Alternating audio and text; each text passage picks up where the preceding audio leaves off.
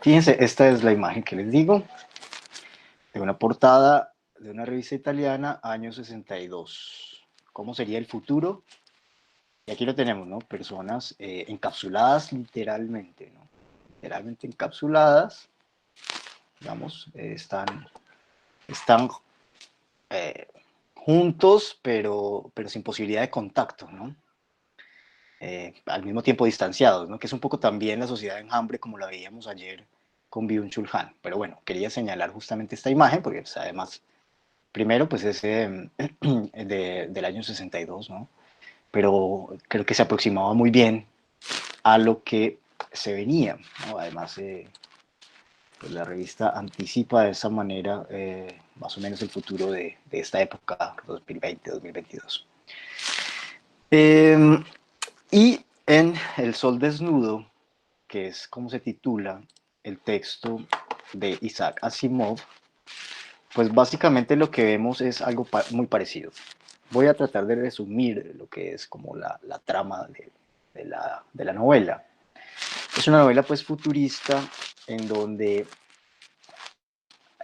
la, digamos, los habitantes de la Tierra han logrado colonizar varios planetas y en la medida en la que han ido colonizando algunos planetas, pues han migrado ciertos grupos poblacionales a esos planetas, los han colonizado, los han repoblado y pues ya eh, comienzan, digamos, a vivir allí y a nacer algunas generaciones que, que pues, se vuelven propias de esos planetas, ¿no? Eh, Sin embargo, la Tierra pues sigue existiendo y en realidad la Tierra termina siendo algo así como el gueto del que ahora hablábamos, es decir, es en donde habitan pues, las personas que no tienen la posibilidad de viajar y habitar en esos planetas. Es una tierra sobrepoblada, un poco como la que tenemos hoy. Es una tierra que está muy contaminada, entonces la gente tiene mucho miedo a salir al exterior. Y además de eso, entonces tiene miedo a los espacios abiertos, mantiene casi siempre encerrada, digamos, como encapsulada. Pero la Tierra es considerado un tercer mundo, ¿cierto? Un mundo ya poco desarrollado. Quienes viven en los demás planetas quieren tener poco contacto con la Tierra, salvo para asuntos comerciales, porque todavía, digamos, la Tierra subsiste a partir pues, de la producción y del trabajo, dado que hay tanta cantidad de habitantes. Sin embargo, en estos planetas el avance tecnológico pues ya ha diseñado unos robots que han comenzado a reemplazar la mano de obra humana y entonces la mayoría de ellos produce a través de esa automatización del robot.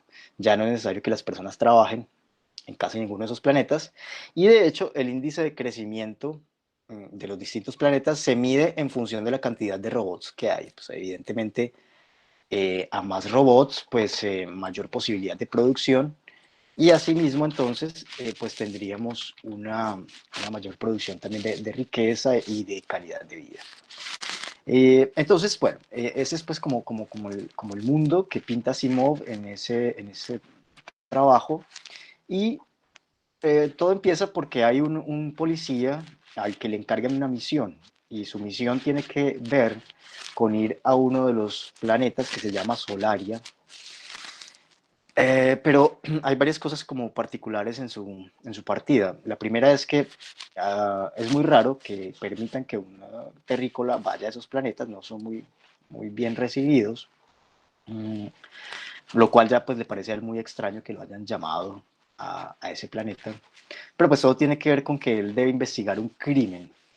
Y el problema de ese crimen es que, como en Solaria la mayoría de la población es de robots, de autómatas, pues entonces hay una gran duda y es que pareciera que el crimen lo ha cometido un robot. Eso es pues el inicio de la trama y es muy importante ese dato en la obra de Asimov porque pues Asimov en sus obras, en todas, pues, introduce lo que él denomina como las leyes de la robótica y una de ellas tiene que ver con que un robot no está programado, no puede, digamos, tiene una limitante y es que no puede hacerle daño a un humano. Eso es básicamente pues como su planteamiento. Entonces, sin embargo, lo que vemos pues en la trama es que parece que hay unos robots aparentemente implicados en el asesinato de una persona, de un humano. Entonces, a este detective pues lo mandan a averiguar qué es lo que ha ocurrido en Solaria, y justamente quien lo recibe de entrada al planeta pues es un robot, pero lo interesante además de estos robots es que tienen figura humana, es decir que difícilmente alguien podría distinguir si es un robot o si es un humano. Entonces, bueno. Y claro, cuando él llega al planeta, pues comienza a encontrarse con una serie de cosas que le son muy, muy extrañas, pues en términos del comportamiento de las personas que están allí. En Solaria, por ejemplo, hay constantemente, digamos, ellos sí practican de manera efectiva el distanciamiento social, porque eh, pues las personas no tienen ningún tipo de contacto físico presencial, sino que absolutamente todos los contactos son por telepantalla, son mediados por la tecnología.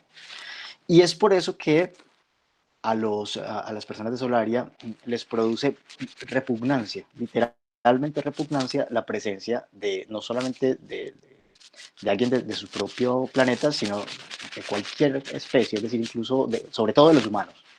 Entonces es como la primera cuestión difícil para este detective que va a tener que investigar y que va a tener que entrar en contacto o entrevistar a algunas personas, porque la presencia física es literalmente insoportable.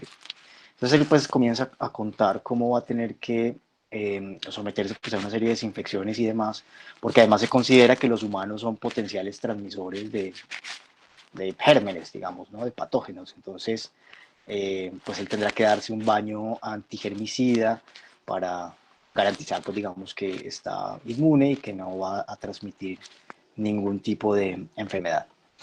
Entonces él comienza a observar en esa sociedad, básicamente, que incluso los médicos atienden a sus pacientes solamente por telepantalla, o sea, eso que llamamos hoy telemedicina. Y lo que va a ser muy difícil comprobar es quién cometió el asesinato, si en realidad las personas evitan todo tipo de contacto entre sí. Incluso, porque pues evidentemente siguen habiendo matrimonios, ¿no? Siguen habiendo familias, pero los hijos no nacen de manera natural, sino todo esto pues bajo una serie de controles pues genéticos, ¿no? En incubadoras y demás. Y tampoco son educados directamente por sus padres, lo cual parece horroroso. Es decir, esta gente no se imagina cómo podría un padre dedicarse directamente, ocuparse de la crianza de los hijos. Les parece absolutamente horroroso. Entonces, eso por ahora, pues quería señalarlo a propósito también de la imagen que acaban de ver, porque justamente en Solaria lo que vemos es el modelo, la expresión pues de lo que sería el modelo de una sociedad confinada. De una sociedad confinada, pero además altamente productiva, porque Solaria, como les decía ahora, dado que tiene la mayor cantidad de mano de obra autómata, pues no, es el planeta más rico de ese sistema, digamos, tal y como lo pinta Isaac Asimov. Es totalmente entonces una vida en confinamiento, no hay ningún tipo de contacto presencial, todos los contactos entre humanos están intermediados por la pantalla y la presencia física es literalmente insoportable. Es decir, hay algunas escenas del libro en donde pues hay unas personas que van a tener que hacer unas visitas, ¿cierto? Al sitio del crimen, este detective, por ejemplo, y para quienes los van a recibir es una cosa que realmente les genera una repulsión absoluta, la presencia física del otro. Aun cuando todo esto parece exagerado, podríamos decir de alguna manera que la situación actual nos muestra una sociedad, digamos, de este tipo, una sociedad en donde cada vez más la presencia física del otro nos resulta amenazante. Y entonces lo que vemos pues es una retirada progresiva al contacto presencial. Pues lo vemos hoy no solamente por la medida de confinamiento, lo vemos también por el uso de las mascarillas y demás, que muestran entonces que estaríamos avanzando progresivamente hacia una sociedad confinada en donde se hace literalmente insoportable la presencia física del otro. Dejo hasta ahí con Asimov, luego podríamos en otro espacio conversar más sobre eso, pero de todas maneras les recomiendo que puedan hacer la lectura del texto de El Sol Desnudo. Y este es el punto de partida entonces porque si nosotros observamos el concepto que les mencionaba ahora de inmunus, de inmunitas, que sitúa Expósito, pues está absolutamente en concordancia con lo que viene ocurriendo hoy. Y lo interesante del trabajo de, de Expósito es que no surge, digamos, de la pandemia, ni surge explícitamente en tiempos de pandemia, ¿cierto? De enfermedades virales, sino que simplemente era la forma en la que él venía estudiando el siguiente paso en las sociedades biopolíticas, digamos. Es decir, el siguiente paso de la biopolítica, según Expósito, es este paso hacia las sociedades inmunitarias. ¿Qué significa eso? Pues lo primero es que lo que intenta hacer Expósito es mostrar qué sería lo contrario a la comunidad, qué sería lo opuesto a la comunidad, porque muchos autores han dicho que los lazos comunitarios se ven afectados en la sociedad actual. En eso coinciden varios de los autores que hemos trabajado, en eso coincide eh, el señor Bauman, dice que los lazos comunitarios se habrían afectado, en eso coincide también Agamben, y muy posiblemente también Foucault, cuando hablaba de las sociedades biopolíticas, pues veía ya una afectación en ese sentido. Entonces, muchos autores coinciden en que hay una afectación a los lazos comunitarios, pero la pregunta sería entonces, ¿qué es lo que pasa cuando esos lazos se ven afectados? ¿Y qué sería lo contrario entonces a los lazos sociales de orden comunitario? Entonces, es por eso que Expósito dice que lo contrario a los lazos comunitarios sería la inmunidad o el inmunus. ¿Por qué? Porque él dice que es el munus de la palabra comunidad, ¿no? Comunitas tiene entonces el munus como el elemento común, ¿cierto? Por eso hablamos de que la comunidad tiene que ver con lo común, aquello que es común. Entonces, nos ligamos en la comunidad porque hay un munus que nos une. Y el inmunus, que quiere decir justamente sin munus, sin cosa común, pues lo que está mostrando es que si no hay comunidad, lo que hay es una sociedad inmunitaria, es decir, sin cosa común. ¿Qué pasa cuando hay una sociedad sin cosa común? Se pregunta Expósito. Dice, pues, que simplemente las personas sienten que no tienen ningún tipo de obligación con el otro, que están exentos de toda obligación. Fíjense que el lazo comunitario implica que aquel que hace parte de la comunidad tiene unas obligaciones y unas responsabilidades para con la comunidad. Pero si yo estoy situado en un inmunus, sin cosa común, pues entonces siento que no tengo ningún tipo de obligación, que no tengo ningún tipo de responsabilidad para con el otro. La palabra que él toma entonces de inmunidad es justamente la que surge de la medicina, de la bioquímica, ¿no? Y la definición es básicamente la capacidad que tienen los vertebrados de reaccionar a la intromisión de una sustancia ajena. Y esa capacidad de reacción se resume en la producción de anticuerpos que sean capaces de defender la identidad bioquímica, pues en eso consiste entonces cualquier tipo de inmunidad, ¿no? A una sustancia, a un antígeno, entonces una respuesta inmune en donde los anticuerpos defienden a nuestro cuerpo manteniendo la identidad bioquímica, es decir, evitando que el antígeno altere la identidad de las células, básicamente. Ese es el punto de partida de Expósito. Fíjense, es un concepto propio de la medicina que él va a utilizar para poder comprender las sociedades actuales. Insisto, en tiempos anteriores a la pandemia. Entonces, él dice que en una sociedad de tipo inmunitario, la única posibilidad de evitar la catástrofe es instituyendo una distancia suficiente entre las personas para lograr inmunizar a todos respecto a los demás, ¿cierto? Y eso es lo que tenemos hoy. La medida de distanciamiento social es eso, es una forma de lograr una distancia suficiente entre todos para que estemos de alguna manera inmunizados frente a la posibilidad del contagio. Se ha dicho que son 2 metros. Difícil, ¿no? 2 metros en el transporte público, difícil, 2 metros en las escuelas, difícil, 2 metros en cualquier espacio cerrado, básicamente. Mm, ¿Qué implica esto? Que la esfera pública, ¿cierto? Que es el lugar en donde nos encontramos para tratar la cosa común o las cosas comunes, pues se altera porque se trata ahora de una esfera pública en donde paradójicamente los hombres entran en relación a través de su disociación. Es exactamente un poco como lo veíamos ayer con las sociedades de enjambre de Byung-Chul Han, ¿no?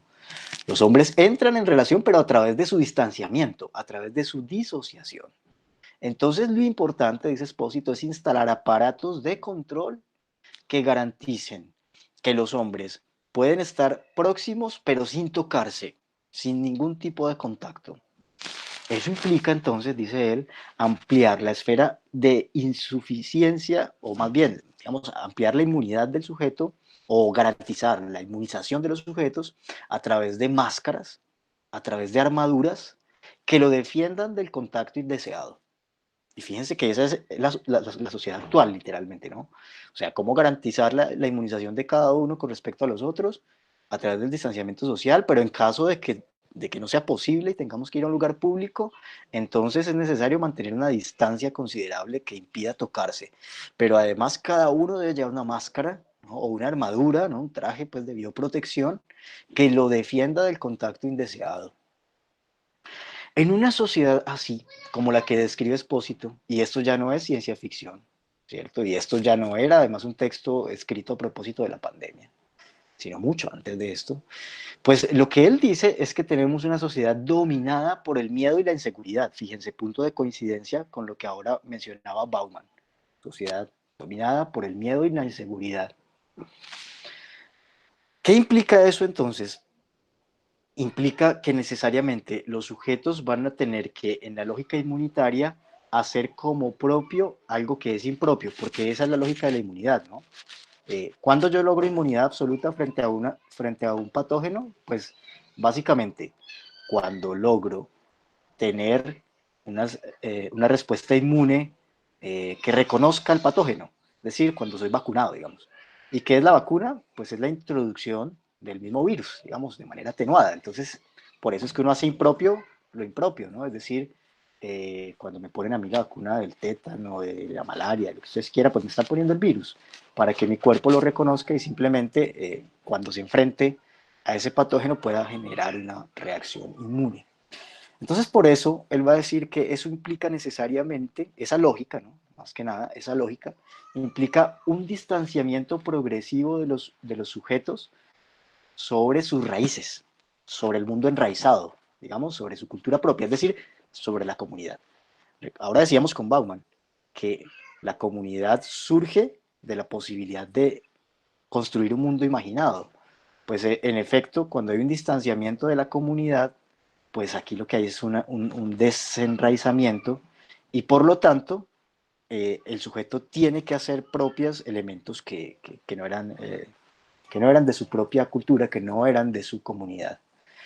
Hoy lo tenemos así, ¿no? Es un mundo que es uniforme, o sea, el mundo de hoy está tan uniformizado en relación con la respuesta y las acciones de inmunidad frente al virus, que pues a todos los vemos con mascarillas, a todos los vemos con trajes de bioprotección, a todos los vemos con medidas de distanciamiento. En todos los lugares pues hay una serie de señales para mantener esa distancia, desinfecciones constantemente a cualquiera de los lugares a donde uno se dirige, y eso que no era propio de las culturas, de todas las culturas, pues se convierte en una forma de ir haciendo propio lo impropio y en esa misma medida desenraizarse. Lo han visto, por ejemplo, que tiene que ver incluso con los efectos devastadores que ha generado el virus en ciertas zonas precarias, ¿no? El Amazonas y demás. Pero como también, pues esto va a implicar la necesidad de esas culturas de asumir como propios elementos que son muy ajenos a ellos, que rompen con sus mismas tradiciones. Incluso en algunos casos ellos intentaron pues recurrir a su medicina propia, sabemos hasta dónde así ha funcionado o no, y otros casos, por ejemplo, como el que se sonó hace muy poco en la cultura Wayuu, ¿no? Porque se supone que cuando hay una persona que muere a causa del virus, pues debe ser cremada para evitar otros contagios. Y esto va en contra de su cultura, la cremación, ¿no? digamos, lo paradójico del caso es que finalmente se demostró que esta persona que había sido cremada no tenía el virus. Pero en todo caso eso comienza a romper entonces unas tradiciones que tienen las personas, las comunidades, porque tienen que asimilar un elemento externo a su comportamiento, interiorizarlo, hacerlo propio. Entonces fíjense cómo hoy, incluso respecto al ritual de muerte, tenemos una variación considerable, ¿no? Es decir, la mayoría de muertos de hoy, sean o no a causa del virus, están siendo incinerados, básicamente. Es una muerte limpia, como lo dicen algunos, porque no deja resto. Y la muerte limpia, insisto, solo se ha producido con, con muy buena, digamos, de manera muy eficiente en los campos de concentración. Ese es el mejor modelo de producción de muerte limpia. Bien, entonces, pues evidentemente lo que él va a decir es que esto deteriora el sistema democrático, porque el sistema democrático comienza también a funcionar bajo una lógica inmunitaria. ¿Qué implica eso? A reaccionar contra toda amenaza externa, como lo veíamos con Bauman. Reaccionar contra los inmigrantes, reaccionar contra los considerados terroristas, en fin, generar una serie de reacciones inmunitarias para evitar que los elementos considerados patógenos alteren el orden o alteren, pues, digamos, la regularidad de su sociedad. Eso implica entonces necesariamente que se configura, en esto también coincide Expósito con Bauman, una sociedad en donde no hay un exterior, sino que todos estamos, digamos, insertos en la misma lógica, pero sobre todo en donde las diferencias deben comenzar a desaparecer. Una forma es la exclusión, como la veíamos con Bauman, y otra forma acá, como lo dijimos, es haciendo de lo impropio algo propio, pero además también fíjense porque solo nos relacionamos con otros siempre y cuando ellos sean cómodos como nosotros mismos, digamos, ¿no? Sean iguales a nosotros.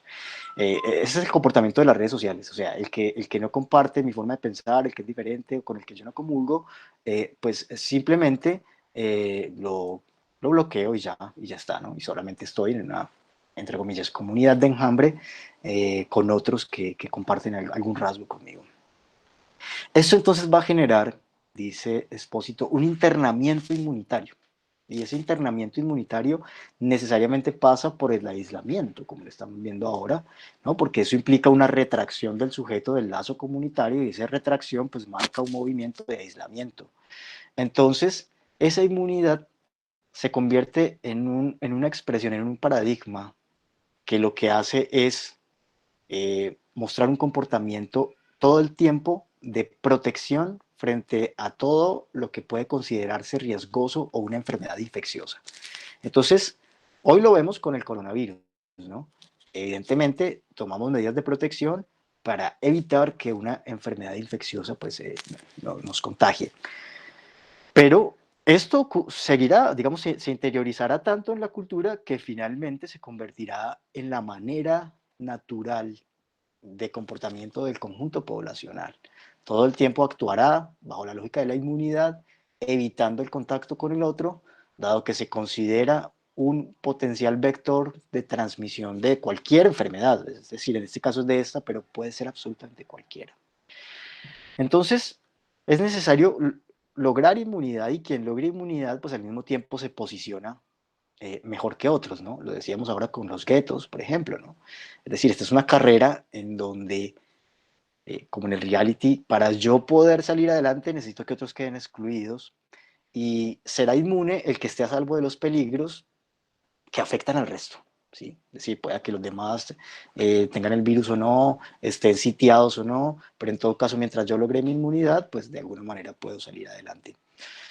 En todo caso, dado que el riesgo es generalizado y dado que, como lo decíamos ahora, comienza a construirse una sociedad de la inseguridad, pues la exigencia social es la exigencia de protección. Es decir, que hoy, fíjense ustedes, muchas personas, pareciera, según algunas encuestas que han hecho, sabemos qué tan manipuladas estén o no, pero pareciera que ha ganado favorabilidad el gobierno actual por algunas de las medidas que ha tomado para enfrentar la pandemia. ¿Por qué? Porque hay una exigencia de la sociedad de protección, simplemente, ¿no? Entonces, todo aquello que se percibe como un peligro debe ser contenido, sean personas, sean infecciones, ¿no?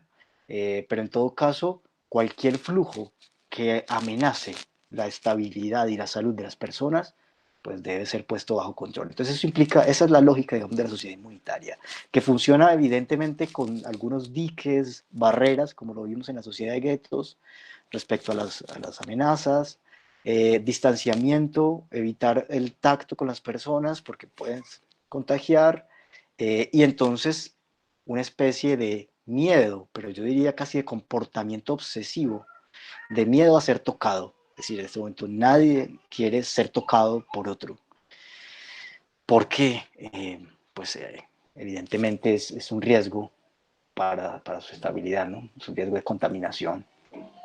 Eh, Esa misma lógica, lo decíamos, puede observarse en las figuras de protección de los estados frente a ataques terroristas.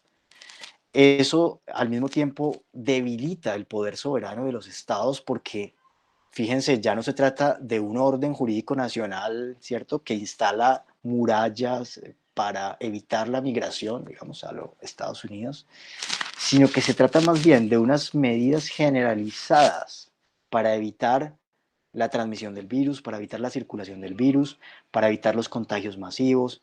Entonces, de alguna manera vemos emerger una lógica inmunitaria con más fuerza que es posible, podría ser una de sus formas, que se instale como un sistema de salud globalizado, de tal manera que para que alguien pueda viajar, comprar, trabajar, debe mostrar que tiene un óptimo estado de salud.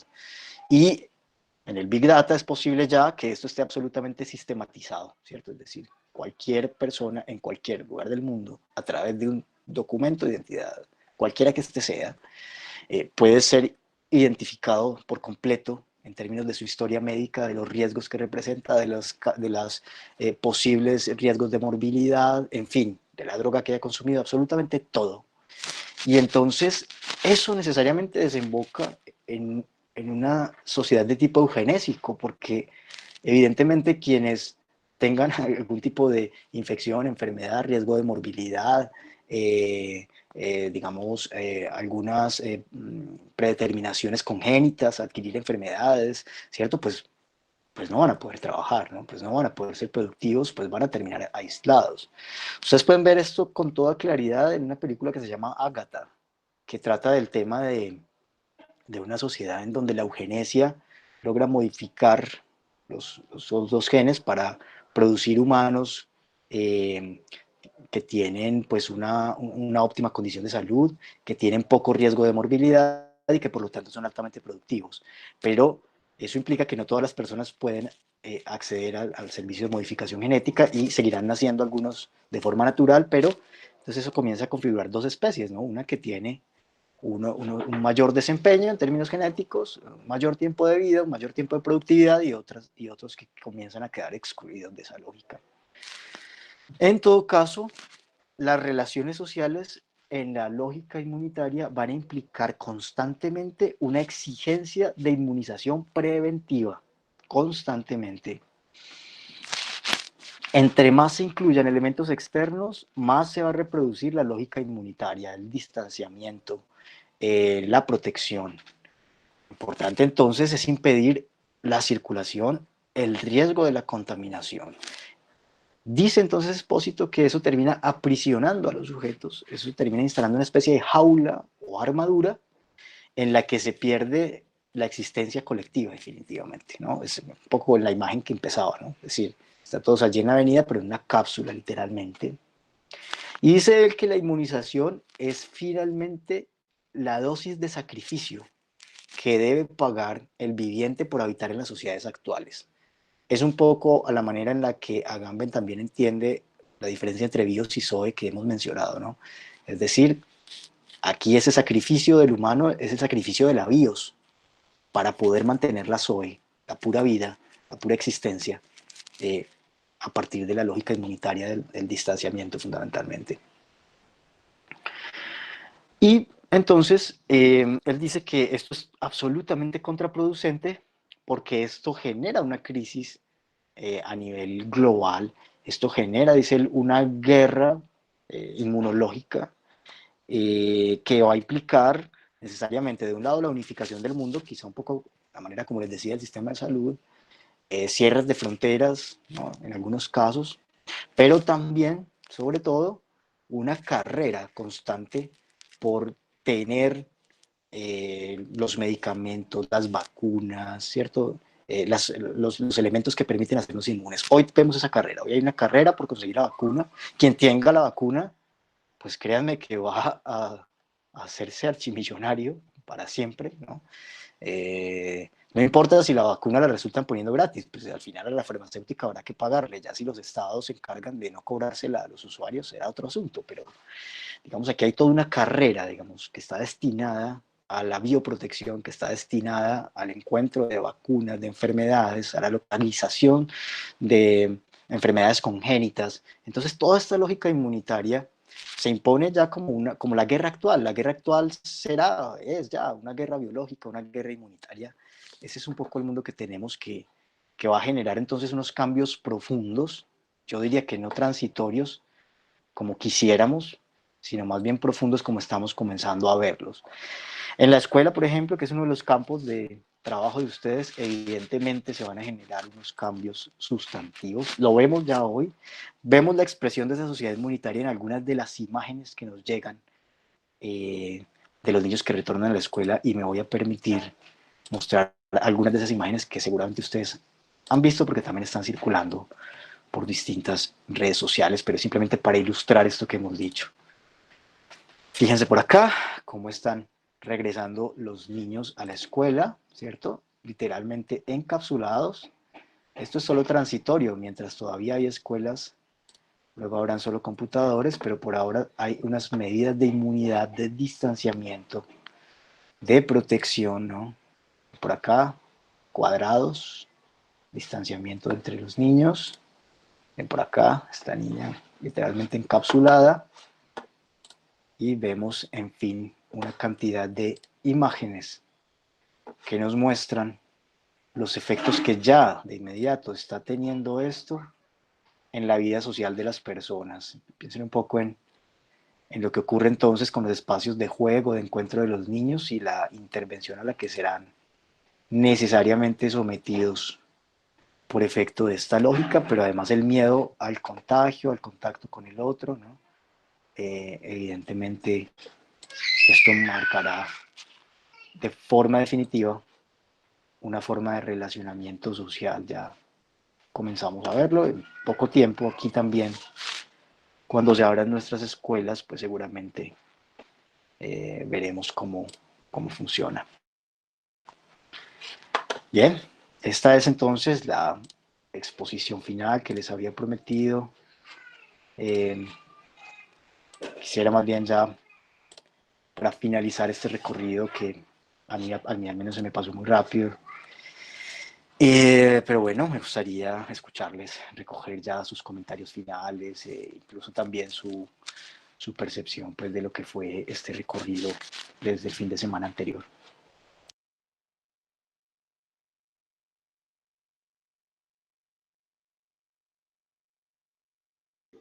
Yo, profe.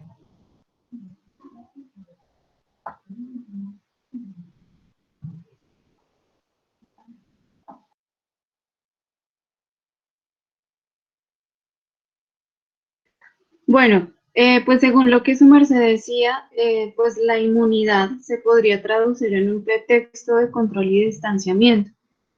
Y pues en el que el ser la comunidad, el tema del comunita, si no estoy mal, se desvanece pues para enjaularnos en bóvedas, No sé si como Marcela está decía. hablando, pero yo por lo menos no alcanzo a escucharle. ¿Mm? Marce, dale Marce otra vez, puede ser que tenía el volumen bajo de los audífonos. ¿Ya? Sí, ya te escucho. Ah, bueno. Bueno, lo que decía es que la inmunidad se podría traducir en un pretexto de control y distanciamiento, en el que el ser en comunidad pues se desvanece totalmente para enjaularnos y pues como lo decía en este libro de ciencia ficción, estar en bóvedas de acero, si no estoy mal. Y eso se traduce también en agorafobia, que es la fobia a estar en sitios públicos. Y otra cosa que me parece interesante, pues también de mencionar, es que las vacunas mitigan, pero no eliminan un virus o no eliminan una enfermedad. Hace que mitigue, y eso es lo que ha sucedido con diferentes virus que hay. Todavía está la gripe aviar, todavía está la H1N1, sino que hacen que mitiguen y que se convierta en un pretexto para distanciarnos. De acuerdo, Marcela, muchas gracias por tu comentario. Sí, en efecto, y además también si tenemos en cuenta la capacidad de mutación de los virus, pues sabemos que las vacunas tienen una limitación pues en su durabilidad de inmunidad. Entonces, eso necesariamente lleva a que tanto el riesgo de contagio como el pedido de inmunidad sea constante, es decir, que no podríamos llegar a un momento en el que podríamos considerarnos inmunes por completo.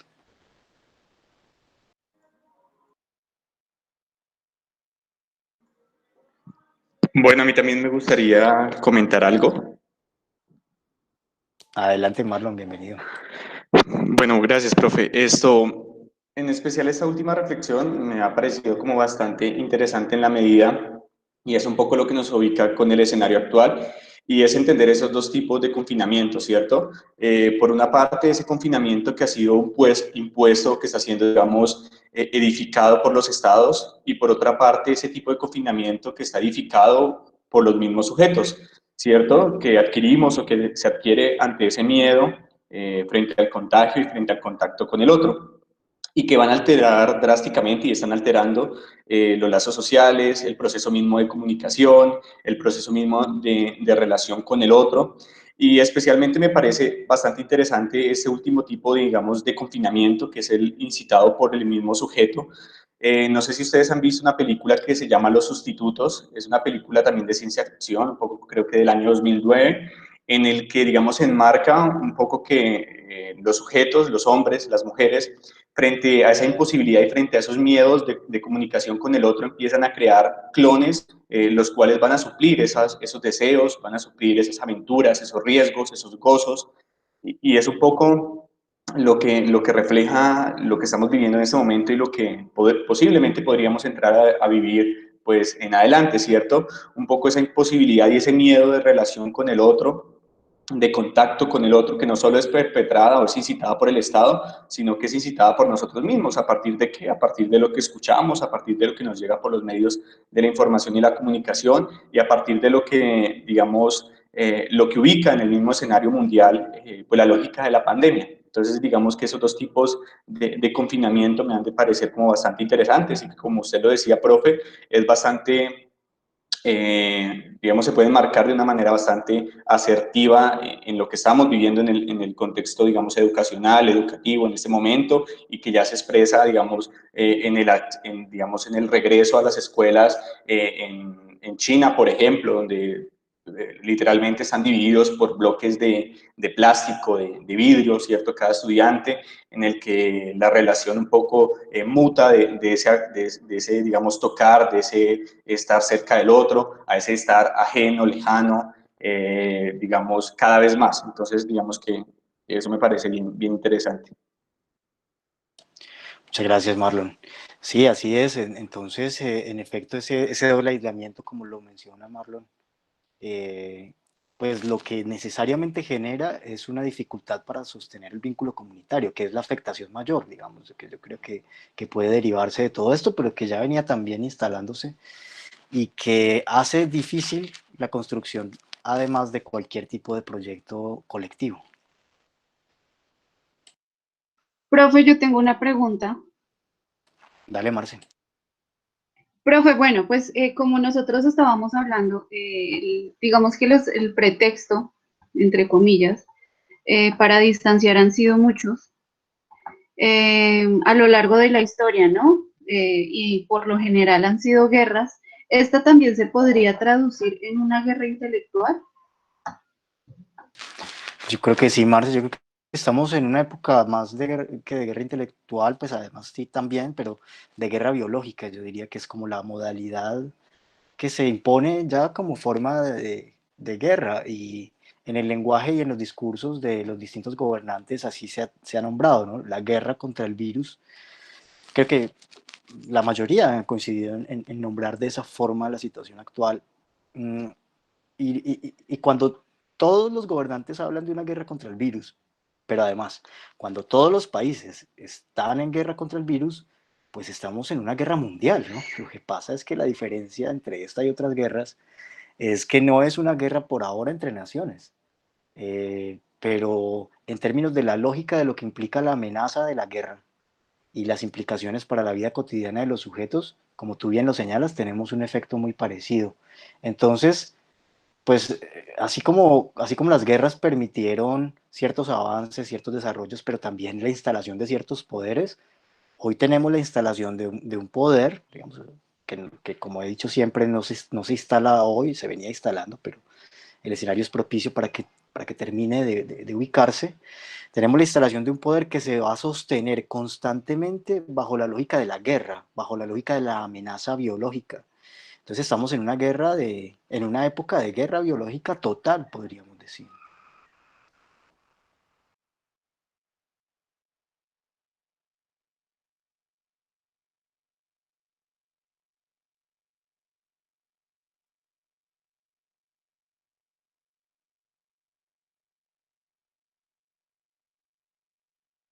Un comentario de William allí en el chat, no sé si quieras ampliar eso, William, un poco, lo de Bembe.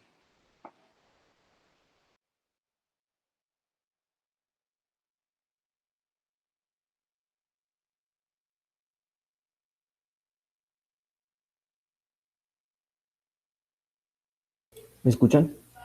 Sí, te escuchamos, William.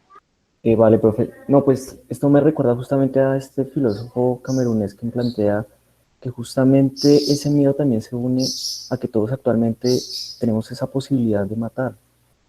Y genera ese miedo de poder tener un contacto con las personas ante la posibilidad de pues, poder transmitir este virus. Entonces el aislamiento se ha convertido en una manera también como para evitar en cierta medida esa posibilidad de contagiar a las demás personas.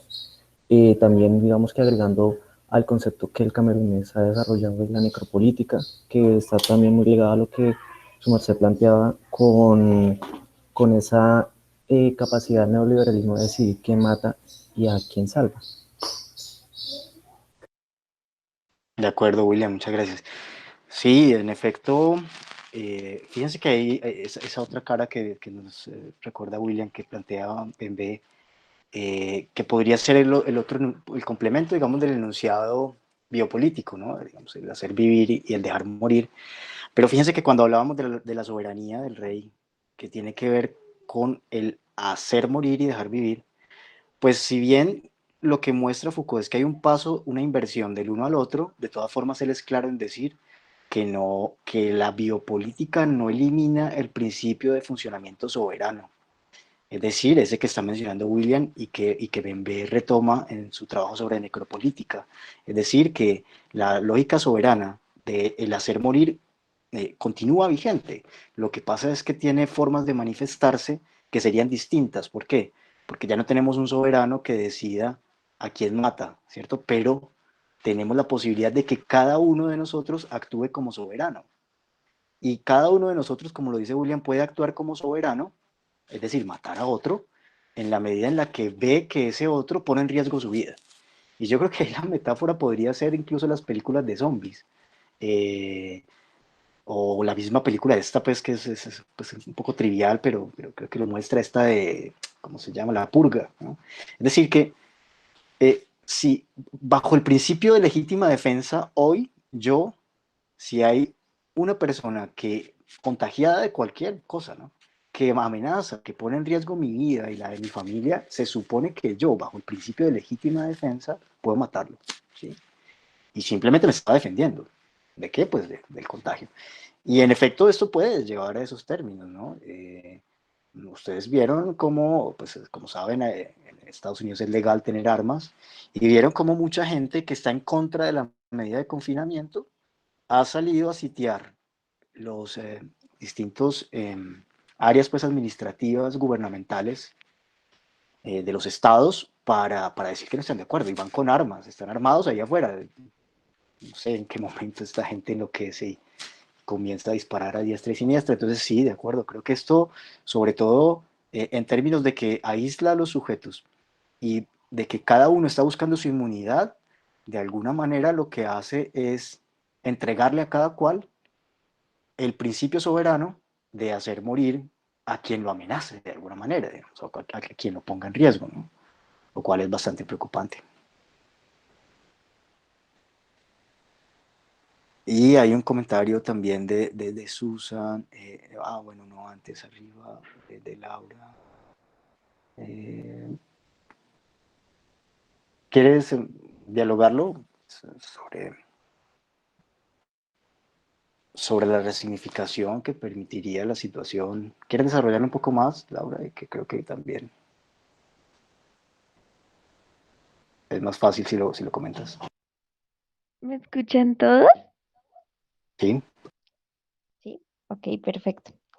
Pues nada, o sea, que yo creo que en mi experiencia durante el aislamiento y todo este tema, he estado todo el tiempo como en una montaña rusa, ¿sí? O sea, hay días en los que amanezco extremadamente pesimista, digo, no, esto es terrible, la economía, no sé qué va a pasar con todo, no vamos a volver a salir, ¿qué es lo que va a pasar? Salir es un miedo un poco constante, ¿sí? Porque cuando uno sale, la experiencia, cuando uno sale, por ejemplo, acá que uno sale un día a la semana es completamente distinta, o sea, la vida, el hacer las cosas. Entonces, y hay días en los que pienso, no, pues es una crisis, todos vamos a adaptarnos, vamos a cambiar las cosas como las hacemos y ya. Vea. Entonces, considero que cuando uno se acerca al conocimiento como tú nos lo estás planteando, ¿sí? O sea, se acerca a todos estos análisis académicos y teóricos de lo que está ocurriendo. Lo que tiene que tratar de hacer es como aterrizarlo muy a su contexto y a su realidad, ¿sí me entiendes? Entonces, creo que más que reinventarse y adaptarse y pensarse cómo va a dictar las clases de forma virtual y cómo va a interactuar, hay que ir un poco más hacia adentro y a resignificar todas las experiencias, por ejemplo, la experiencia del aprendizaje. La educación estaba completamente maltratada, estaba casi que vendida a los procesos políticos y económicos. Tanto la educación de los niños como los jóvenes, los universitarios, el conocimiento estaba en función de cosas que ahora nos damos cuenta de que no eran tan indispensables. Y ahora tenemos la oportunidad de resignificar ciertos procesos. Por ejemplo, yo lo he visto de cerca con mi sobrinito y es que la experiencia que él ha tenido, o sea, yo sé que los padres no están preparados para la enseñanza y que no es justo que ellos tengan que encargarse o, bueno, hay una cantidad de variables, pero el proceso que yo he visto de él, de su experiencia, aprendiendo, porque él es muy chiquito, aprendiendo a leer, aprendiendo a escribir y esas cosas como que han adquirido para mí, o sea, en la forma en la que yo lo veo, un valor muy, muy especial, ¿entiendes? Creo que para mí lo que me queda de las charlas es la invitación a la resignificación de las relaciones, lo que era como acercarnos a nuestros amigos, estar pendientes de ellos y ver que cuando se cortó el lazo del encuentro físico, se perdieron muchísimas relaciones. O sea, hay muchas personas con las que yo hace muchísimo tiempo que no hablo, pero es porque ha cambiado el canal, ha cambiado el medio. Entonces creo que es a resignificar y a, no sé, como revalorar nuestra humanidad. Eso es lo que me queda a mí. Gracias por el comentario, Laura. Pues en efecto, el asunto estaba en que mm, esto pues genera un momento crítico, ¿no? Y el momento crítico, el momento de crisis, pues obliga a unas nuevas formas adaptativas, ¿no? Es decir, al final, pues el que no se adapta quedará por fuera, ¿no? y la mayoría tendremos que entrar en la lógica de adaptación, y será una lógica de adaptación tanto de recursos que se imponen o que se sitúan como única posibilidad, como de recursos propios, ¿no? Cada cual también con sus recursos instala formas de adaptarse a las situaciones. Creo que el asunto acá, porque fíjense, si ustedes van a Solaria, el texto de Asimov, pues finalmente Solaria era, a no ser porque se presentó un crimen, era un mundo perfecto, porque los robots, los autómatas hacían el trabajo que deberían hacer los humanos. Y entonces los humanos no estaban dedicados a trabajar, pero justamente por eso podían dedicar el tiempo a otro tipo de actividades libres, ¿no? Lo cual es muy interesante, es decir, si la posibilidad, así sepa, por ahora parezca lejana, de que los robots reemplacen la mano de obra humana progresivamente, liberan al ser humano de la alienación del trabajo, no del trabajo como tal, pero digamos de la alienación del trabajo, pues eso es positivo, ¿no? Porque pues una mente desalienada es una mente que puede ser productiva en el ocio, como lo decía el mismo Marx, ¿no? El ocio productivo, pero pareciera por ahora, al menos en el tiempo de crisis y en el proceso adaptativo mismo, como ya ustedes lo han dicho en otros comentarios, que lo ha dicho Karen, si no estoy mal, también lo dijo Julián en algún momento, pareciera que por el contrario la situación por el momento lo que hace es mm, instalar una forma de trabajo totalizante en donde hay que invertir más tiempo en el trabajo, pero en donde hay una invasión, además del trabajo, en la intimidad de las personas. Y eso entonces hace justamente que la posibilidad de tener un tiempo no alienado, pues inclusive, por ahora, insisto, esté siendo reducida. Si lográramos dar ese giro, si lográramos avanzar hacia esa posibilidad de reorganización, no solo de resignificación, sino también de reorganización de la vida productiva humana, sería interesante, pero falta ver también qué ocurre, ¿no? Lo que decíamos ahora, en esto también hay muchas personas que quedan excluidas, hay muchas personas pues que finalmente, cuyas vidas quedan más bien por fuera de la lógica productiva, luego entonces son desechables. Entonces, sí, en efecto, como todo escenario crítico, también presenta unas oportunidades y es necesaria la adaptación, pero también es importante que se tenga en cuenta que si lo que se viene es un tiempo de producción económica en confinamiento o entonces un modelo de producción en confinamiento, es muy probable que en vez de lograr el efecto deseado, que es la desalienación del tiempo del trabajador, por el contrario se convierte en más totalizante, ese que podría ser uno de los riesgos, ¿no? También había un comentario de Susan sobre los efectos que tiene el aislamiento en la salud mental de las personas. Mm, y pues en que en realidad las tecnologías al tiempo acercan, ¿no? O sea, digamos, vemos que hay un distanciamiento social, pero al tiempo las tecnologías logran acercarnos. No sé si puedes desarrollar un poco más eso, Susan.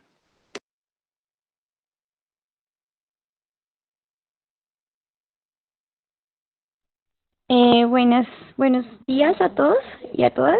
No sé, digamos, digamos que me he preguntado últimamente y más como profesora de niños y niñas, ¿cómo hago yo para que esa cuestión afectiva que antes pues era más fácil tenerla en el contacto pues presencial? Pueda también tenerse con estos nuevos dispositivos como las máquinas, ¿no? No sé, uno está en una clase por Zoom y yo a veces siento que los niños están escuchando un computador y ya, pero me pongo a pensar cómo hacer más cercano, digamos, una relación mediada por una tecnología. No sé si, como decía la compañera ahorita, uno puede llegar a resignificar nuevas formas de estar cerca, así esté ahí mediada por una máquina. No sé si vamos a lograrlo, porque pues de todas maneras veo también que la falta de tacto, la falta del abrazo, ¿sí? Está generando problemas mentales pues, a la gran mayoría de las personas. No sé si... Sí, sí, sí, de acuerdo contigo, Susan. Creo que ese es uno de los retos que hay y yo no sé, estoy de acuerdo contigo, no sé hasta dónde realmente puede hacerse. Lo que sí es muy seguro es que las generaciones que se inserten este tipo de educación, pues ya no van a tener esa necesidad, o sea, que a un mediano plazo en realidad eso va a desaparecer. Para quienes están sufriendo el cambio, claro que hay crisis y claro que hay carencia, porque estaban acostumbrados justamente al contacto, al juego, como decía allí Juliana, a esos vínculos de la sociabilidad, pero es muy probable que las generaciones que se inserten ya, que ingresen, digamos, en el aparataje escolar bajo esta lógica, pues no sientan la misma carencia porque simplemente nunca lo tuvieron. Entonces no habría nostalgia por algo que no se tuvo. Y eso pues va a ir generando seguramente, si se mantiene esta lógica educativa, va a ir generando un tipo de relación distinta, un tipo de experiencia distinta en el aprendizaje también. Más automatizado, desde luego que sí, pero seguramente si lo vemos en términos de competencia, habría que ver si es mejor o no para lograr producir de manera más eficiente algunos aprendizajes y algunas competencias en los sujetos. Eso también habrá que ponerlo a prueba. Habrá que poner a prueba si en realidad era tan importante la sociabilidad o no, o si es posible generar un tipo de sociedad como esta, en donde esa automatización eh, transversaliza, permea las formas educativas y laborales, y la sociabilidad pues termina de pronto funcionando únicamente bajo la lógica de las redes sociales o otros espacios, digamos, de interacción, que también permiten estas tecnologías, evidentemente, para el ejercicio de la sociabilidad. No sé si en el comentario de Luz Ángelas, perdón, de Juliana sobre el juego, sobre ese distanciamiento, sobre la necesidad de la sociabilidad, puedas agregar algo más.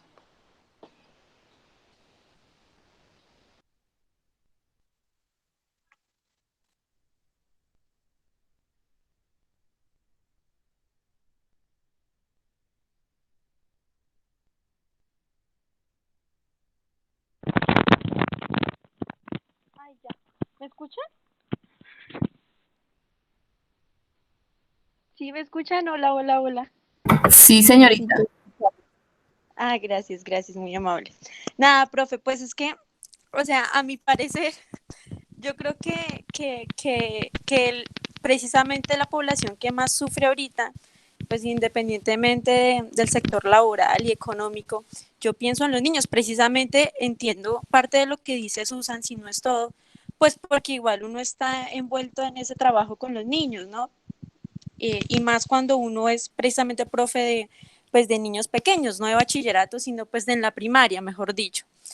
Y como dice Lau, también tengo sobrinos súper pequeños, entonces yo me cuestiono siempre, yo digo, bueno, o sea, ¿qué pasa con ellos? ¿Qué pasa? Yo, o sea, yo digo, en cierta manera, no sé qué tanto afectaría de pronto su desarrollo psicomotor, eh, debido a esa falencia, si bien, o sea, cuando veíamos clases contigo, veíamos la importancia del juego y de la relación con el otro, ¿no? Eh, y cómo eso fortalece un poco el desarrollo cognitivo y demás de cada niño. Entonces yo ahora me cuestiono y yo digo, para ellos ha sido duro. He conocido ahorita casos de niños que han entrado en depresión precisamente porque no son capaces de enfrentarse ahorita. Si bien yo lo entiendo en futuro, el niño que van a ser en una sociedad meramente sí, David, meramente pues, o sea, bueno, aislada, pero ahorita yo solamente me imagino es a la infancia en crisis, o sea, yo solamente me imagino eso, o sea, me imagino a los niños eh, sin la oportunidad de poder compartir con el otro, sin desarrollar un poco esas relaciones interpersonales que son tan importantes para el infante. Entonces, eso ahorita un poco me tiene como, como preocupada porque, y pensativa así, porque, o sea, yo digo, bueno, ¿qué pasa con ellos? Y cómo cada día simplemente va a ser un proceso de adaptación en el que se les va a exigir de que si no son capaces de adaptarse, van a seguir cayendo en su depresión o van a quedar simplemente aislados de la adaptación que los demás están teniendo. Entonces, bueno, pues no sé, creo que abrí para que David y Karen pidan la palabra, entonces que hablen. Sí, Juliana, un comentario breve sobre eso. No se Fíjate vale, que, yo voy a pedir la palabra antes. ah, sí, dale, si quieres en el orden que van ahí en la exposición para mantenerlo. Día David, Karen y luego Laura. Fíjate que hay una cosa importante ahí, y es que yo estoy de acuerdo contigo, en que en términos de lo que hasta hoy conocíamos como desarrollo humano, desarrollo infantil, evidentemente es necesario el juego, es necesario el contacto, la motricidad pues, es imprescindible en la sociedad que conocimos, en el humano que conocimos, en el niño como lo conocimos. No sabemos si en la sociedad que viene eso siga siendo imprescindible. Un poco lo que voy es que estamos viendo las necesidades del niño con la mirada de la infancia nuestra, digamos, o de cómo fue la infancia nuestra, o de cómo debería ser la infancia, pero no estoy seguro de que en las sociedades que venga necesariamente eso se requiera y ese siga siendo el niño o esas sigan siendo sus necesidades. Incluso es muy posible que en la sociedad que viene la humanidad ya no sea de esta humanidad, digamos, habrá que pensar en otra forma de referirse a ella. Y bien, en el orden entonces que tenemos la palabra David, Karen y luego Laura.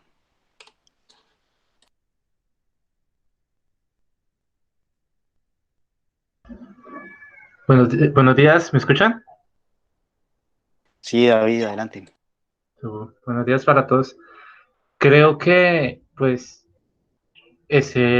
con lo que hablábamos ayer y lo que hemos hablado, o lo que hablaba el profe el día de hoy, sobre el gran hermano, sobre cómo ejemplificar muchos de estos textos a la estructura actual del planeta.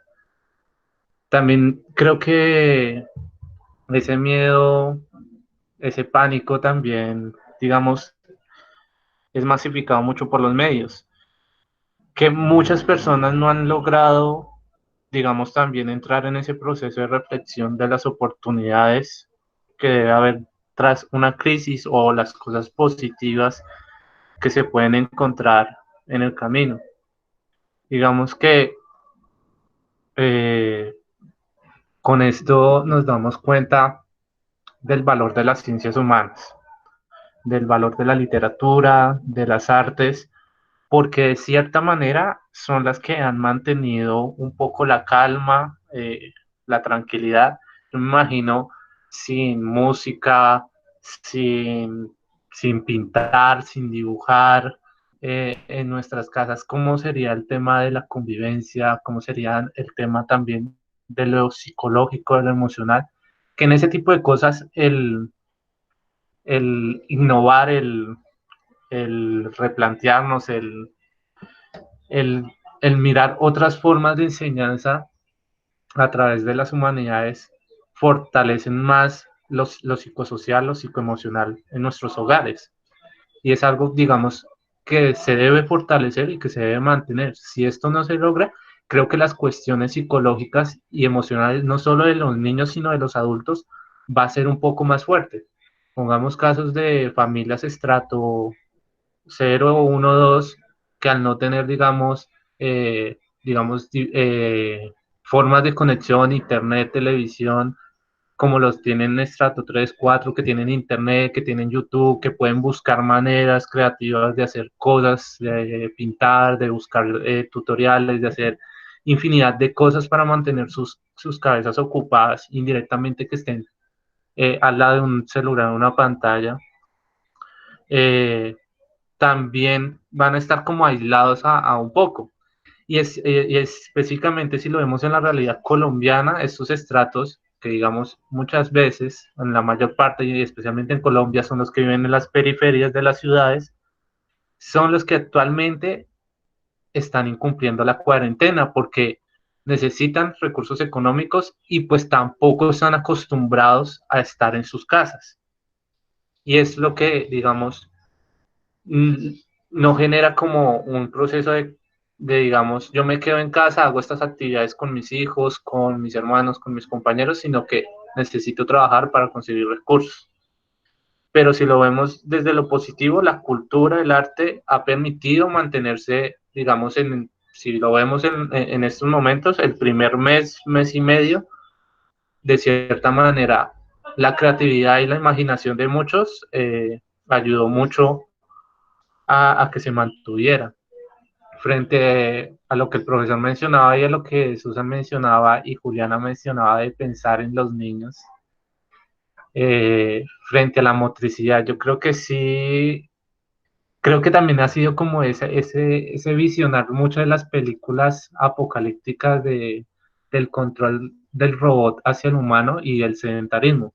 Vamos, a mantenernos en confinamiento durante mucho tiempo y que si esto se mantuviera y en las lógicas apocalípticas siguiéramos así trabajando desde nuestras casas, el sedentarismo, el no hacer caminatas, el no hacer deporte, generaría un control de la máquina sobre ya no solo la mente, sino el cuerpo de los seres humanos.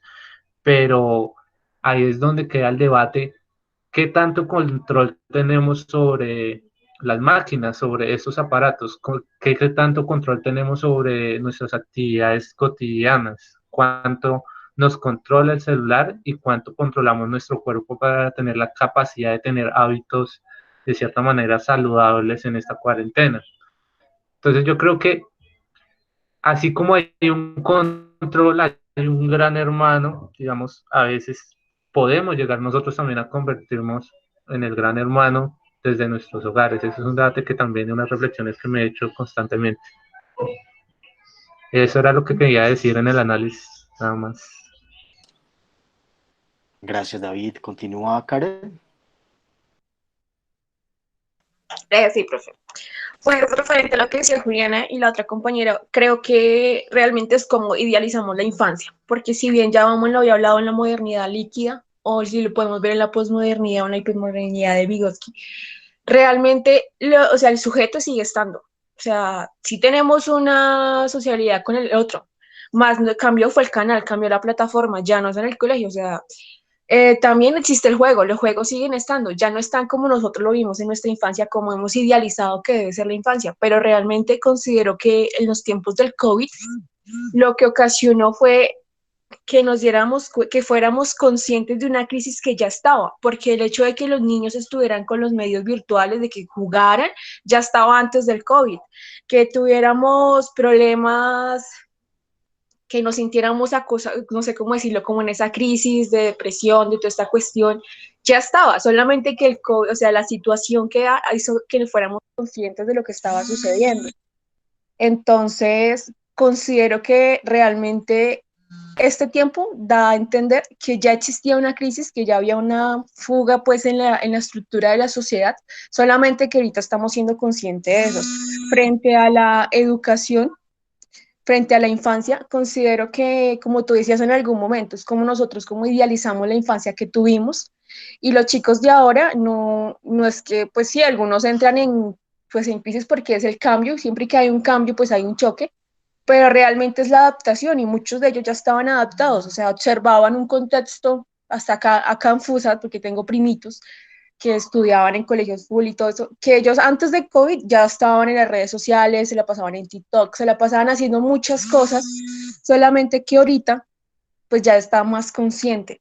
También dio cuenta de las crisis y de la fragmentación de los lazos sociales que tenemos, ya sea en la familia. Muy común, lo he visto en las redes sociales, el no aguantarse, el no soportar al otro. Eso ya sucedía, solamente que ahorita ya somos más conscientes de eso. Y también creo que este tiempo de como es confinamiento, de aislamiento, también da cuenta de la necesidad que tenemos del otro y la necesidad que tenemos a muchos objetos. Creo que eso es mi opinión. Y, bueno, me faltó, hábitos. También nos ha ido a dar cuenta de que necesitamos hábitos saludables. Si bien hoy en día se establecen que necesitamos o sea, un requerimiento total de hábitos saludables, la limpieza, el lavado de manos, también eso se supone que debería ser algo en la sociedad que deberíamos mantener. Eso también nos da cuenta de un problema sanitario que teníamos. Hasta ahí voy, profe. Totalmente de acuerdo contigo, Karen.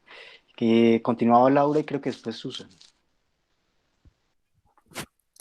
Pues, profe, es que lo que pasa es que me parece un poco dura, con todo respeto, tu perspectiva de la situación, porque tú dices, bueno, al llevar a cabo procesos como la educación es separados de la sociabilidad, tal vez lleguen a desarrollarse otras competencias con mayor facilidad. Em, perdón, tal vez el proceso sea más productivo y me preocupa que ya empecemos a adoptar un discurso con una visión tan economicista, tan técnica, como que la educación sea algo productivo, que responda a un sistema, a una economía. O sea, son cosas que siempre se han dado, pero creo que para mí, o sea, no sé si yo sea de pronto muy, como muy pasional o muy emocional, pero de nuevo creo que eso lo que invita es como a los procesos de resistencia, que siempre han sido algo muy personal y que yo considero que deben ser muy, que deben rescatarse, porque siento que no es vivir por vivir, o sea, se debe tener un significado un poco más profundo de la experiencia, por ejemplo, de salir no solo por salir, sino por la experiencia de encontrarse con el ambiente, con la naturaleza, con algo que nos hace muy humanos. Entonces, no sé, siento que no podemos perder eso, que eso es importante. Por ejemplo, en la película del El Gran Hermano, ¿cómo es? Sí, sí, bueno, lo que lleva a los protagonistas a casi que salirse del molde y de ir en contra del sistema es la necesidad de cercanía, del tener libertad y ser humanos es lo que nos hace libres, o sea, es la necesidad de tomar ciertas decisiones, de actuar de cierta forma y de no ser tan homogéneos, de disfrutar de nuestras diferencias, ¿no?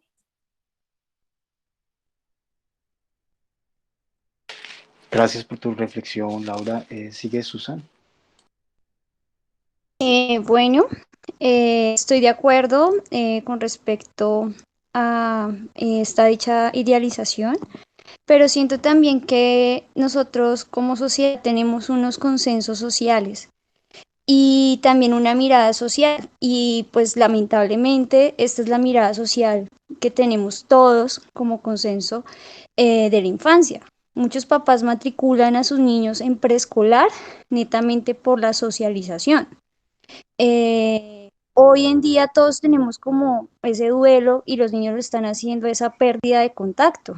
Obviamente, y como dice el profe, más adelante esa ausencia de contacto pues no va a ser necesaria porque pues ya los niños se van a acostumbrar a otro tipo de socialización. Entonces sí creo que hay que ser conscientes de la mirada de esta época. Cada época resignifica y ve la infancia de una manera y pues esto me cuestiona mucho cómo va a ser más adelante en cuestión curricular, eh, en cuestión de cómo los padres van a ver a los niños, cómo los niños se van a ver a sí mismos, con referencia a la infancia, ¿no? Entonces, pues pienso que más allá de decir que, bueno, si la tecnología ya habitaba en nuestros mundos, hay niños que tal vez la veían pues como otra forma de ocio, pero ya llena en cada espacio de nuestra vida cotidiana, ¿no? Y también eso ha sido como un hábito que pues les digo a los niños que debemos pues sabernos acostumbrar porque de aquí en adelante pues este va a ser nuestro día a día hasta en el trabajo. Sin embargo, también pensaba yo acerca de las tradiciones, obviamente, y los rituales no se pueden ver como una forma estática, sino como algo que se va moviendo de acuerdo a los lazos sociales de las personas. Entonces, yo no sé, pensaba como en las tradiciones post-COVID, sobre todo en algunos grupos donde es necesaria la presencia del otro, en las sociedades campesinas, en los afro, en los indígenas y hasta en nuestras propias sociedades urbanas. Entonces, no sé, ahí, profe, de pronto, ¿qué reflexión podrías darnos acerca de cómo van a cambiar ciertas tradiciones o rituales de socialización dentro de esta nueva etapa que estamos viviendo como humanidad? Muchas gracias. Gracias a ti, Susan. En principio, estoy de acuerdo pues con lo que dices, que pues finalmente de lo que se trata es de un proceso, pues hemos hablado de la reinvención que le correspondería a los sujetos o no, pero en realidad yo creo que es de un proceso más de reingeniería, ¿cierto? Hay aspectos relacionados con la educación que tú mencionas bien, que tienen que ver con unos ajustes que deben hacerse para que, pues, para poder seguir educando, ¿no? Y para poder seguir trabajando y para poder seguir interactuando.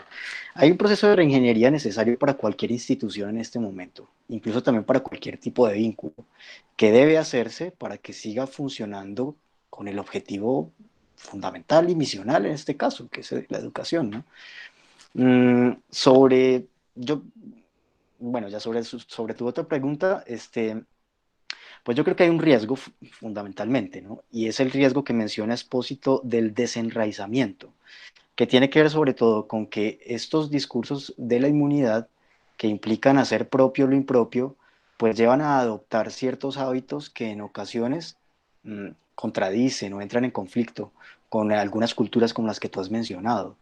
De todas formas, lo propio de estos grupos generalmente ha sido tratar de mantener sus tradiciones, tratar de mantener su cultura y tratar de salvaguardarla de ese riesgo que siempre ha estado, ¿no? Que es el riesgo de que la sociedad globalizada, digamos, afecte esas tradiciones. Lo que pasa es que ahora la capacidad que tiene la situación actual de transgredir, si se quiere, o en todo caso de modificar esos patrones de comportamiento y de relación es mayor, porque como se trata de un asunto de salud pública, es muy difícil oponerse a ello, o sea, es muy difícil que alguien diga, no, yo no me pongo tapabocas, pues porque listo, puede hacerlo de pronto en su esfera aislada de la comunidad, si es que acaso así se acuerda entre ellos, pero en realidad en la interacción con otro tipo de personas va a ser muy complejo sostenerlo. Entonces estos hábitos pues seguramente también van a afectar ciertas formas de vida, ciertas formas de ritualización de los grupos étnicos.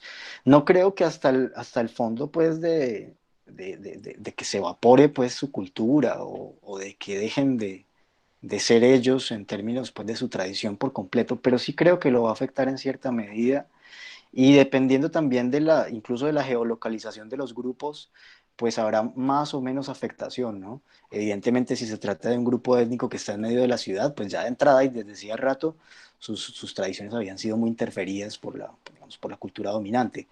Pero sí creo que de todas maneras hay un riesgo en ese sentido. Yo no, pues no puedo referirme mucho al tema de lo que debería ser, ¿cierto? La humanidad, la vinculación. Yo en general soy muy malo para hablar de lo que debería ser porque pues digamos está en un campo pues de la idealización, ¿no? De lo que tendríamos que hacer, pero creo que hay que mantenerlo vigente, ¿no? Creo que de todas maneras hace parte de la construcción humana el siempre construir unos horizontes del deber ser, de lo que debe mantenerse, de los valores propiamente humanos. En el recorrido, pues yo me he limitado simplemente a mostrar los mecanismos y a tratar de ver hacia dónde apuntan, es decir, más hacia el ser actual de la situación, ¿no? Lo que la situación muestra, los efectos que pareciera estar generando, ¿no? Pero yo estoy de acuerdo, en la medida en la que hay humanidad, hay resistencia, en la medida en la que hay colectividad sobre todo. Yo creo que en la medida en la que haya lazos comunitarios, es posible todavía oponerse, es posible todavía resistirse, es posible todavía generar otras formas posibles, siempre y cuando se sostenga los lazos comunitarios. Pero en la medida en la que se afecten cada vez más los lazos comunitarios, la posibilidad de tener un elemento común que nos una va a ser más difícil, evidentemente. La resistencia no la hace un sujeto en aislado, la resistencia no la hace un individuo reinventándose, no la hace una familia oponiéndose, la hace una comunidad, la hace un colectivo. Entonces, uno de los riesgos mayores sobre lo cual yo intenté transitar, sobre todo en este último encuentro, era mostrar que había un grave riesgo para los lazos comunitarios en todos los niveles, incluso en el que menciona Susan. Esperemos de todas maneras que logremos mantener los lazos comunitarios que aún quedan, pero en la medida en la que estos se vean más permeados, intervenidos por la lógica inmunitaria, sí estoy seguro de que va a ser mucho más difícil cualquier forma de resistencia. Pero estoy de acuerdo también con lo que dice David, es decir, la humanidad tiene formas de expresión que permiten su vinculación, que permite la comunidad. Es decir, una obra de arte permite construir comunidad, ¿no? Porque permite identificarse con eso. Pero entonces es necesario que, sobre todo, apuntarle a eso. Yo creo que si realmente se quiere trabajar en función de lograr generar algún tipo de posibilidad de resistencia, hay que trabajar es en lograr mantener lazos de comunidad. Mientras se le apunte a eso y logre hasta cierto punto sostenerse, creo que es posible hacer alguna cosa. En la medida en la que eso se ve afectado por la lógica inmunitaria, como lo hemos dicho ahora, la cuestión evidentemente va a ser mucho más colonizadora para los sujetos y pues cambiarán sus hábitos, sus relaciones, sus formas de vida, evidentemente. Hay un comentario también de la profe Sandra que tiene que ver con las posibilidades que ha generado la situación actual en términos de los lazos familiares. No sé, profe, si quieras comentar algo sobre eso. Sí, chicos y profe, pues como lo decía Oscar, esta situación ha hecho que se evidencien problemáticas a nivel familiar, donde muchos padres delegaban sus roles en el colegio o en las personas que colaboraban en la casa.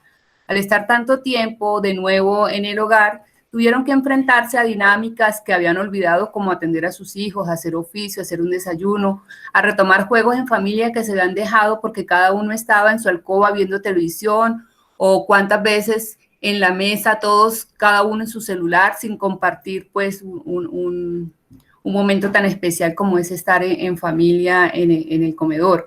Como las madres que trabajaban tuvieron que enfrentarse de nuevo a ser nuevamente mamás, ¿sí? Como cada uno, por estar en el corre-corre del trabajo, olvidaban lo básico de estar en familia.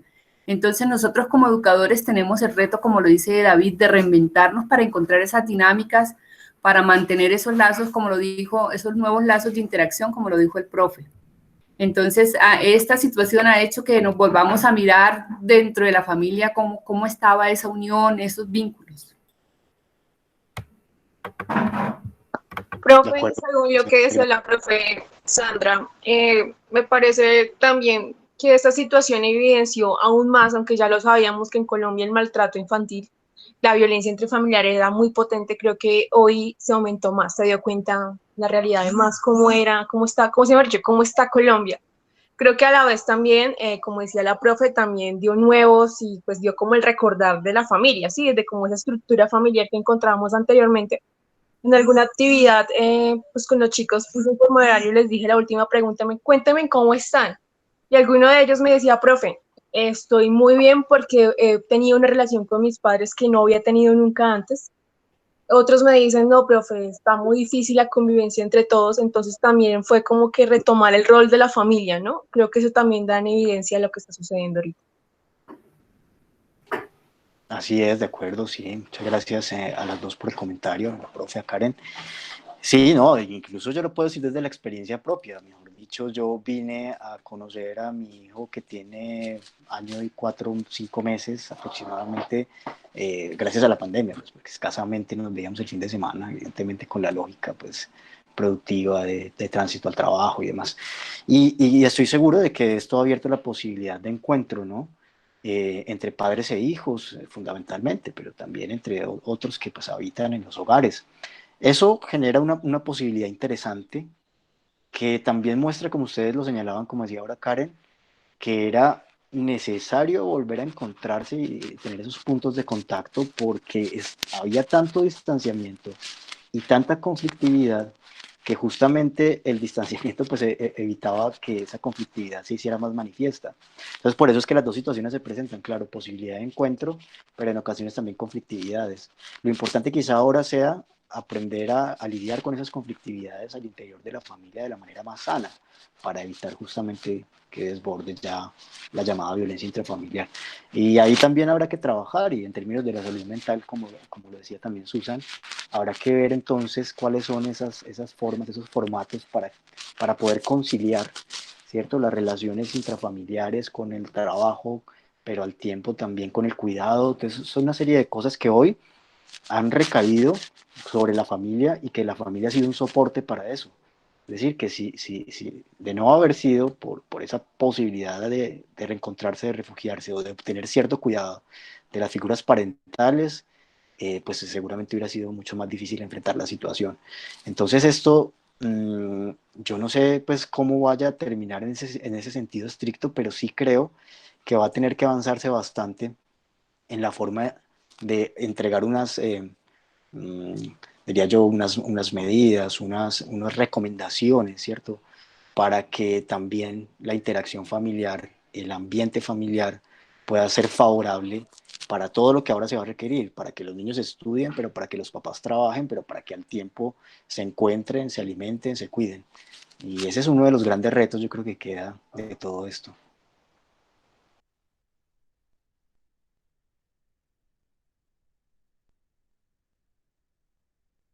Profe, referente pues a lo que nombraban acerca pues de todas estas cuestiones mentales, la crisis, la depresión, creo que también hay que tener en cuenta cómo el mercado va a llegar ahí, porque he visto en la televisión que han aumentado los comerciales acerca de algunos farmacéuticos, ¿no? O de algunas terapias o cosas así para calmar y para lidiar o para llevar con esta crisis. Entonces ahí también ya se está activando otra economía, que es los fármacos. Ya estaba antes, pero ahorita con más intención. Y ahí creo que ya me preocupa la infancia muchísimo, porque si bien antes se nombraba pues que los niños eran muy interactivos, que debemos, que con medicamentos, no sé qué, imagínate ahora que están en crisis y que están en problemas. Creo que ahí ya me parece algo preocupante. Sí, de acuerdo, Karen, es uno de los riesgos. Si la guerra es biológica y la salida es inmunitaria, es muy seguro que haya una expansión, una proliferación también de la venta de fármacos, terapias y demás, del consumo de estos, porque si eso por lo menos garantiza que haya menos ansiedad, que haya menos depresión, que haya una mejor convivencia, pues entonces, pues evidentemente la gente va a recurrir a ello, ¿no? Eso ligado a lo que tú mencionas, al mercado farmacéutico, pues que se ha posicionado y que cada vez coloniza un poco más estas formas de vida que nos ha impuesto la pandemia. Recuerden que en otra de las distopías importantes del siglo XX, que es la de Un Mundo Feliz de Huxley, esa sociedad funciona muy bien porque tienen una droga, ¿no? Que es el soma. Y pues parece ser una droga que no genera efectos secundarios, y entonces las personas simplemente toman los gramos de soma necesarios para estabilizar sus emociones y ya, y eso les permite pues salir de las crisis de ansiedad, de angustia, de miedo. Entonces, parece de nuevo pues por allá utópico, pero yo creo que efectivamente cada vez más esa sociedad biológica, farmacológica, pues permea todas las esferas de la vida. En nosotros no parece tan evidente porque eh, comparado con Europa, comparado con Argentina, no tomamos tantos fármacos, sobre todo de este tipo de fármacos psiquiátricos, pero en realidad en Europa, en Estados Unidos, en Argentina, es muy común el consumo de fármacos constantemente para estos aspectos emocionales, incluso más, por ejemplo, yo que he podido comparar el consumo de fármacos entre Medellín y Bogotá, es mucho mayor en Medellín. Entonces sí, avanzamos yo creo que hacia una cultura que también cada vez va a consumir más fármacos, evidentemente. Y eso que dice Susan, ¿no? Porque además hay una mayor presión laboral, ¿no? Una mayor desgaste, ¿no? Recuerden cuando veíamos ayer con Byung-Chul Han que una de las enfermedades de la actualidad es ese síndrome de Burnout o síndrome del agotamiento. Entonces, claro, evidentemente los fármacos pueden ser una salida también para enfrentar ese tipo de afecciones.